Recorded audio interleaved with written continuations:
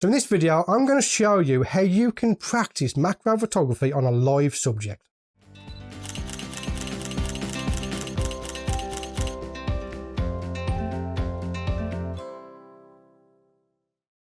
So on the channel, I talk about how to practice macro photography with jumping spiders.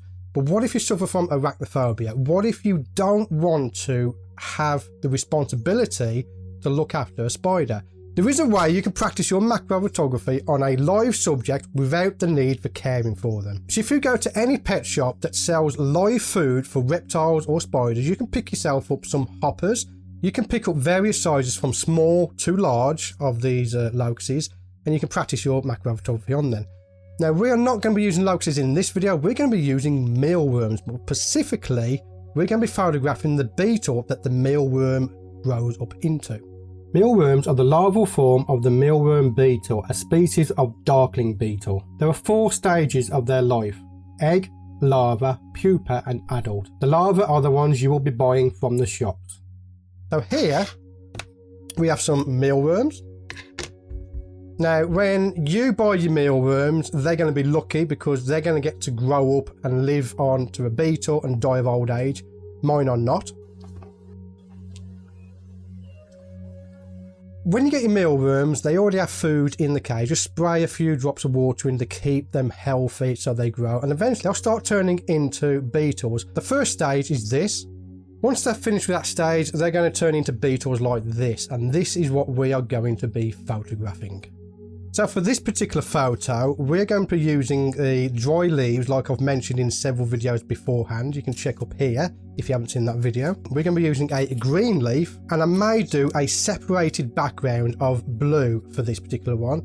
So as in previous videos, I need to match up a background. So I'm going to be using my background cards, and we're going to be looking for a green one. So this is the texture that I am going to be using, and the reason I'm going to use this texture is if you look at the green at the bottom, it matches the leaf. But without changing much up on the scene, I can quickly turn it to a blue background without swapping background cards. Makes things a whole lot easier. Right, so we need to place this leaf now onto our specimen holder. These are no longer available. I have to make a decision on whether I like the top of the leaf or the bottom, and I like the bottom. So I want to use the bottom because at the top there's a lot of little folds that the beetle can get into and hide, and I don't want him hiding, I want him on the surface. So we're going to use the bottom of the leaf. Next I'm going to set up my background, and to begin with I'm going to try and get a seamless background to begin with. So we're going to be using the very bottom of this texture, so that when I start the photography, if I want to quickly swap the colour, all I've got to do is turn the background upside down or move it up and down depending on which one is easier. So there we go.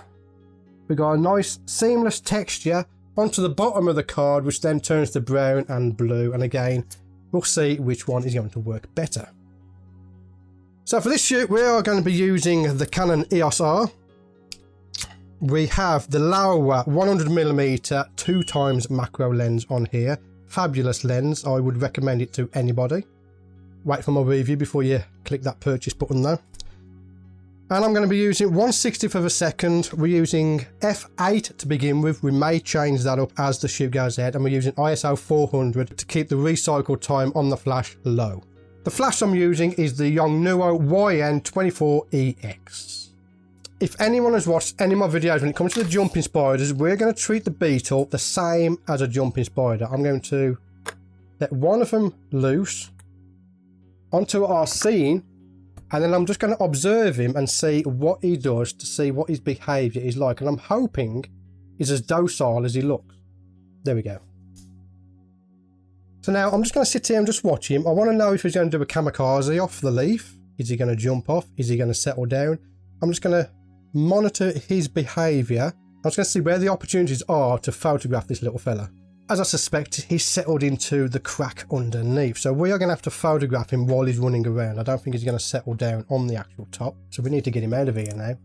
But there's no way that my camera lens will get into that little crack there. Since the beetle is not going to keep still, we're going to have to act very quickly. So I'm going to take a quick test shot now. just to make sure that my settings are good.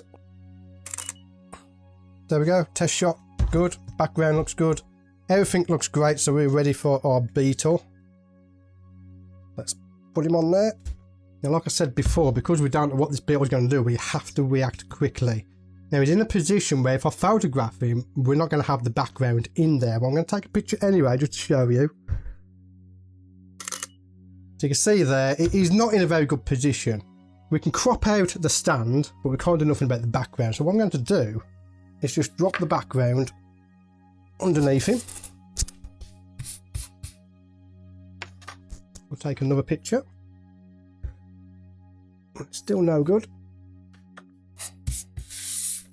So this is where we go into the outdoors version. I'm going to have to hold the background and take the picture at the same time.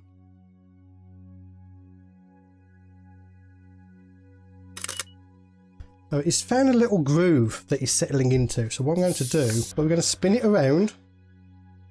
And what we want is we want to get a headshot of him now. So conveniently, I can actually just put the background up like that. And see if we can get a headshot of him. It's going to be quite hard to do with that. So I'm running out of working distance, so I'll just pull down my diffuser to give me more working distance. Video up here if you want to see how I built the setup. The leaf's getting in the way a bit, but we're going to push it out the way. And again, it's going to need a little bit of cropping just to get out the stand that's in the background, but it's not going to hurt your image any at all. Right, so I'm going to try using the blue background. And the reason we're doing this is we are practicing for when we go back outside after lockdown, because you're going to need to do this on the fly, and in the wild you're going to have 1 or 2 shots maximum to get the shot you want, so you've got to get the practice in. It's no good watching my videos and going, oh, that looks easy, to only try it when you're out and about, because you're going to find you'll fail. You've got to put into practice what I'm teaching you. Okay, so I'm finding that the front of my lens, because of the working distance, is hitting the leaf. So there's an easy fix for that. It's called a pair of scissors. And we will literally just cut it off. There you go. So now I've got more working distance.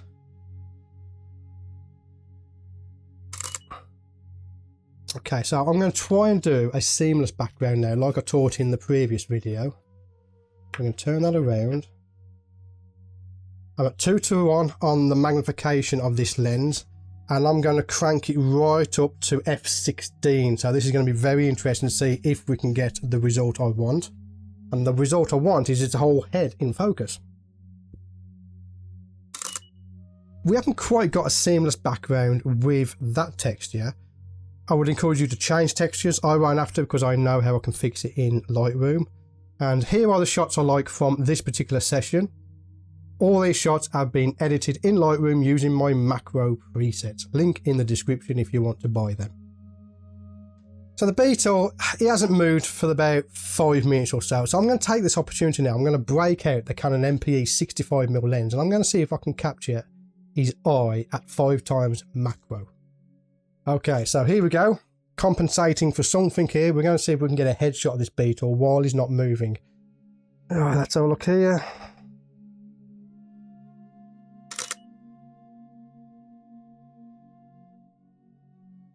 There's 5x macro. It's hard to do it. You've got to hold your breath. You can even see your heartbeat as you are trying to focus. But the hardest thing is the flash not being compatible with the EOS R. So again, you know, if you're newer, we're going to bring out a version 2. I'll be really happy with that. If not, I'm going to have to bite the bullet and get the Canon flash. But there you go. 5x macro on the EOS R. Beetle's head looks fantastic. I am sweating buckets. So there you go. No excuses. Even if you're in lockdown, if it's raining, you can always get something to practice in macro photography on. Pet shops are still open because, you know, my spiders need food, so you can still get a subject to practice in macro photography on. And it's great because you're stepping up from a water drop or a dandelion to a live subject that is going to move around like it would do in the nature. So go off to a pet shop, get yourself some hoppers or mealworms and practice your macro photography. My name's Stewart. I want to thank you for getting to the end of this particular project, and as always, I'll see you on the next video. In various sizes from small to fully grown low. Yep, that happens quite often as well. So for this particular, yep, it's called a photo shoot.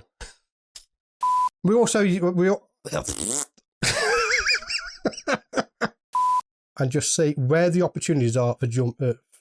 So since we've worked out that this beetle is not going to sit still for very long, we're going to have to go very, very quick on our yeah. And don't do that.